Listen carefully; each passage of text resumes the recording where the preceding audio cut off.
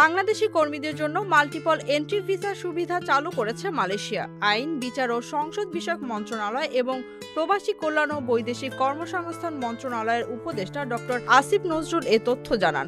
প্রধান উপদেষ্টার press wing থেকে পাঠানো এক বার্তায় জানানো হয়, গত মে মাসে মালয়েশিয়া সফরকালে উপদেষ্টা ডক্টর আসিফ নজরুল ও প্রধান উপদেষ্টার আন্তর্জাতিক বিষয়ক বিশেষ দূত লুৎফি সিদ্দিকের নেতৃত্বে একটি প্রতিনিধি দল দেশটির স্বরাষ্ট্রমন্ত্রীর সঙ্গে বৈঠক করেন।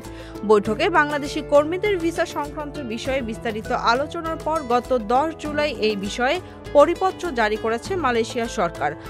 উপদেষ্টা আসিফ নজরুল বলেন, যেসব বাংলাদেশি কর্মীর পরিপত্র জারির আগে সিঙ্গেল এন্ট্রি ভিসা এবং temporary employment visit pass PLKS issue করা আছে, তাদের নতুন করে মাল্টিপল এন্ট্রি ভিসা আবেদন করতে হবে না।